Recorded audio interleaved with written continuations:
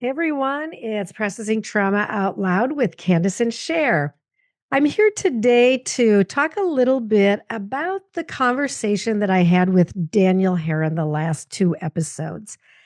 I loved the conversation with Daniel, and talking with him has caused me to do a lot of thinking about some of these aspects of my own life, about the ways that I have dealt with being emotionally shut down and being unable to access my emotions, the ways that dissociation have been so prevalent in my life through the years.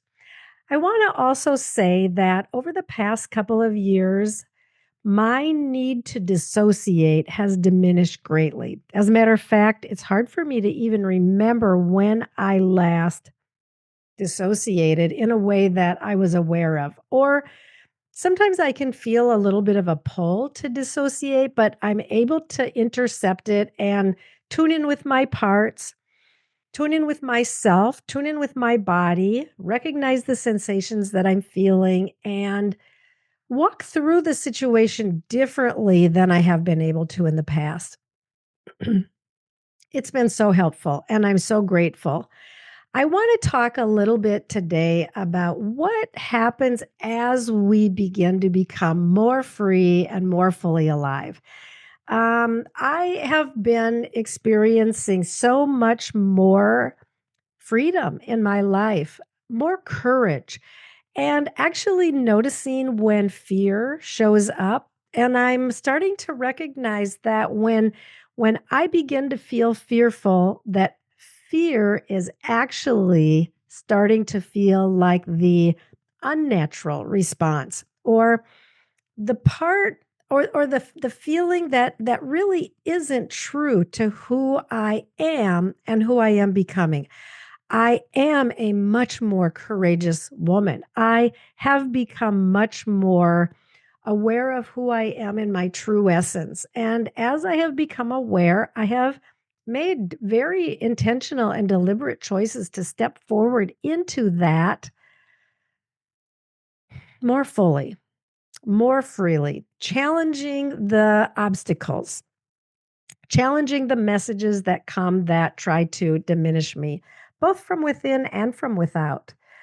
I think that there are a lot of voices in the world that are constantly trying to cause us to be afraid, or to question our desires, or to cause us to not want to be playful with something, or to be curious about something, or to just try something, even just to give it a try. It feels often like we have this expectation that either we have to be perfect, or we don't even want to try. And the reality is that we're never perfect at something when we begin. And so, one of the things that I am just playing around with what right now in my life is, when I feel fear come up, I'm starting to turn toward it in different ways.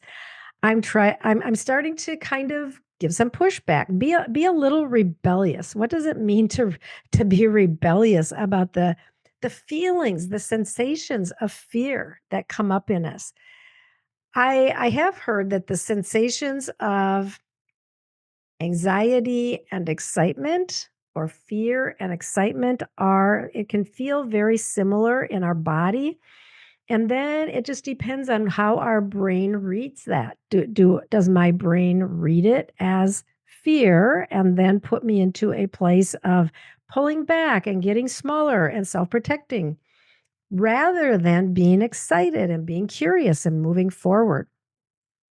So I am challenging some of the sensations that I'm feeling, and kind of nudging myself to take some steps out of my comfort zone and to try some things maybe that I've wanted to try for a long time. As a matter of fact, I've done a few things recently that I have wanted to do for years, but for one reason or another, I just put it off. And some of these things aren't very big. Some of them are pretty big. And it's been fun, and encouraging for me to recognize that I'm reclaiming some important things. This is a word that came up in my conversation with Daniel, the reclaiming of some of these places of who we are, some of these places that are true to our glorious creation and our freedom in being alive and living out of our true essence. The very places that then became cursed and that caused us to actually move away from them or to live with them in some kind of a diminished or distorted fashion. I'm wanting to reclaim. And I'm remembering some things that were true of me when I was young. And I will say like pre 22 years old. As I think back on the girl that I was in childhood, brave, courageous, free, even in the midst of a lot of hard stuff that I experienced in my life and in my home, but I still was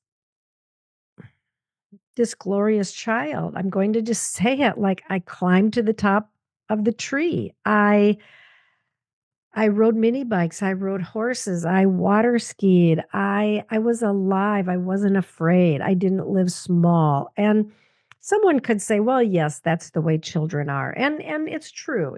In for a lot of children, that is the way they are.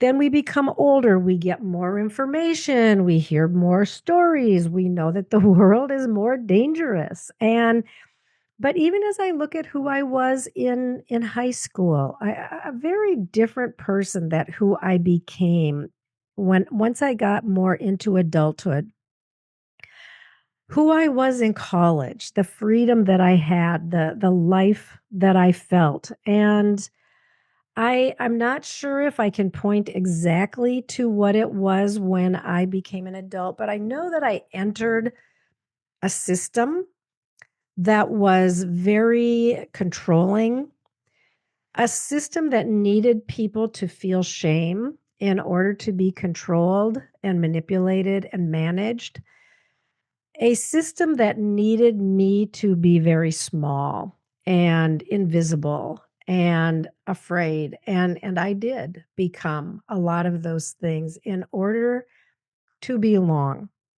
Another thing that Daniel and I talked about last week, that one of our deepest longings in our humanity. If we are alive in our humanity, we have a longing to belong. I had a longing to belong, and that longing caused me to diminish a lot of the parts of who I truly am. And in some of these places, I'm reclaiming that, and I'm saying, I am a courageous woman. I am a curious woman. I am a capable woman. I am a wise woman. There are a lot of things that I can do, and if I don't know how to do it, I'm not afraid to ask for help. There are a lot of things that I can figure out, and if I can't figure it out, well, I can go to YouTube or I can phone a friend or I can ask an expert.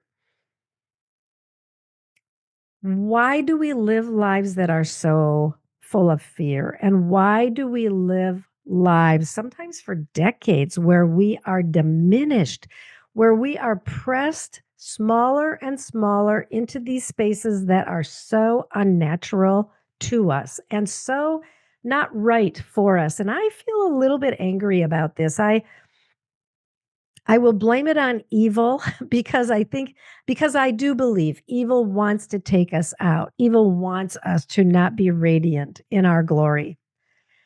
I also feel a lot of anger towards systems that control and manage people and force them to become small and silent and quiet and controlled and managed in order to get a sense of belonging. And I feel angry about the manipulation that happens in these systems. And I'm not going to name any systems today.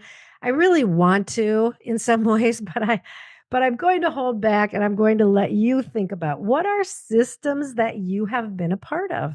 Maybe it's a work system, maybe it's a school system, maybe it's a family system. Maybe it's a system that calls itself family. There are a lot of different places where we can become a part of a system that isn't really for our well-being. I want to encourage you. If you're in a system that is causing you to be smaller, quieter, silent, controlled, sick, dissociated, surviving, like I am just inviting you, like start to give serious thought of what it will take for you to get out of this system because there is nothing about being a part of a system that is hurting you that is good or worthy. And even if it feels impossible, I will say this, like a lot of people have done things that are impossible. A lot of us have overcome things that are impossible. And the way that we do it is one step at a time. Very rarely do we go from 0 to 100 overnight. It's a step and a little step and a helping hand and more information. And step by step we go to the place where we can step out of these systems that dominate and control and cause us to be less human than we were created to be. I have become much more courageous, free, and fully alive. And I truly want this for the whole world. You've heard me say this before, and Candace and I joke about it sometimes, but I have this longing that we will become a people who are courageous, free, and fully alive. And where those of us who are healing and those of us who are experiencing more wholeness, those of us who are finding our voices, those of us who have eyes to see things that we didn't see before, that we will speak out, that we will speak up, that we will become more and more clear that there is a way to live that is alive and that there are groups of people and places to belong that nourish the body, soul, and spirit, not diminish it, but nourish so that as humans, we can grow into the fullness of who we were actually created to be. I'm inviting you today. Wake up, stand up, speak up, break free, step out, whatever it is that you are needing. I'm not saying it's easy. I'm not even saying it's fast. I will say for me, it has taken quite some time. And I don't regret that. I think every step of the way has been important for me. Of course, I wish it could have happened so much faster, but I will tell you, I am grateful for where I am today. I will say I feel like I'm probably the most courageous, free, and fully alive than I have ever been in my life. And I can't wait to see what's ahead for me. I have some big plans, um, even after the first of the year. And I'll be talking more about this in some upcoming episodes. But I am stepping out and doing something very brave. And as I'm making my plans, I am having to look at what are some of the fears that are coming up. What are some of the obstacles that want to press me down and keep me small? I'm reaching out to the wise people in my life who I need right now, and I need their voices to help me stay on track, to help me press through so that I don't fall asleep. Again, to the things that are the true and deepest longings of my soul. I want this for you too. And so, dear listeners, I am giving you a big invitation today. Like, maybe it's time to strap on the hang glider and jump off the cliff. Maybe it's time to even just take a tiny step into the stream. Don't stay stuck. If I can encourage one thing, I want to say, please do not stay stuck. If there are things that you know do not fit who you are, who you want to be, who you are becoming, don't stay stuck. Take a step, get some help, reach out, take a class, whatever you need to get started. Like, what can you do today? And don't pick the hardest thing that you could possibly think of. Don't pick the impossible thing. I like to say, what's the easiest thing that you could do right now? What is the easiest thing that you could do that would enable you to say to yourself, here's our first step. Do that. And then do another easy thing. And then do another easy thing. And then maybe do a hard thing. It's not all easy, for sure. It's not, but it is all doable. It's all figure outable and it's all doable. I love you. I hold much hope for transformation in our community. I hold much hope for transformation in our world. I want to see people getting free from these places where our humanity has been under attack for so long. Men and women, frankly. Women, for sure, we're becoming more aware of the ways that our voice has been silenced and we have been diminished.